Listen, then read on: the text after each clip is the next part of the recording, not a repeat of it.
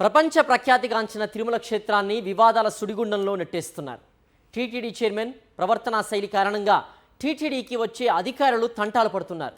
గతంలో టీటీడీ ఈవోగా ఉన్న శ్యామల్ రావుతో విభేదాలుండేవి. తాజాగా అదనపు ఈవోగా ఉన్న Venkaiah Chowdary TTD chairman BR నాయుడికి మధ్య విభేదాలు భగ్గుమంటున్నాయి. టీటీడీ చైర్మన్ నిరంకుశ వైఖరిపై ప్రత్యేక కథనం. ప్రపంచ హిందువుల ఆరాధ్య దైవమైన తిరుమల తిరుపతి దేవస్థానానికి చైర్మన్గా ఉండేవారు కోట్లాది మంది మనోభావాలు కాపాడాలి, భక్తులకు అవసరమైన సౌకర్యాలు కల్పించడంలో ముందుండాలి. టీటీడీ విధులు నిర్వహించే అధికారులు, సిబ్బందిని ఒకే తాటిపై నడిపి సమస్యలు రాకుండా చూడాలి. కానీ ప్రస్తుతం టీటీడీ చైర్మన్ బిఆర్ నాయుడు టీటీడీకే పెద్ద సమస్యగా మారారు. టీటీడీకి వచ్చే అధికారులు, సిబ్బందిని చిన్నచూపు చూస్తూ టీటీడీని రోడ్డుకీడుస్తున్నారు. తాను చెప్పిందే టీటీడీలో జరగాలంటూ అధికారులపై ఒత్తిడి చేస్తున్నారు. ఈ నేపథ్యంలోనే మాజీ టీటీడీ ఈవో శ్యామల్ రావు, బిఆర్ నాయుడుకు మధ్య విభేదాలు బయటపడ్డాయి. ఏఐ టెక్నాలజీ ద్వారా గంటలో శ్రీవారి దర్శనం చేయిస్తామని చెప్పిన బిఆర్ నాయుడు ఆచరణలో సాధ్యం కాదని చెప్పిన ఈవో శ్యామల్ రావుపై మండిపడ్డారు. వీరి మధ్య గొడవలు తారాస్థాయికి చేరాయి.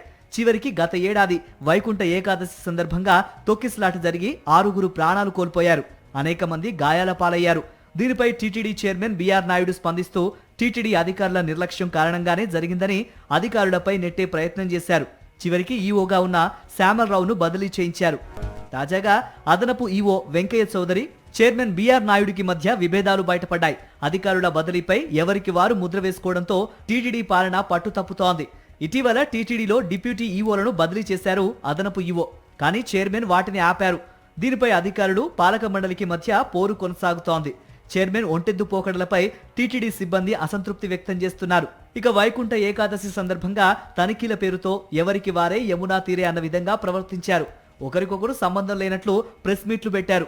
టీటీడీ పెద్దల వైఖరితో టీటీడీ సిబ్బందిలో తీవ్ర అసంతృప్తి నెలకొంది. వైకుంఠ ఏకాదశి దర్శనాలలో టీటీడీ సిబ్బందికి మొండి చేయి చూపారని ఉద్యోగులు అసంతృప్తి వ్యక్తం చేశారు. ఇక వైకుంఠ ఏకాదశి సందర్భంగా వీఐపీ సేవలో తరించారు టీటీడీ చైర్మన్. వైకుంఠ ఏకాదశి దర్శనానికి వచ్చిన చిరంజీవి సతీమణి సురేఖకు, ఆమె కూతుళ్లకు అవమానం జరిగింది.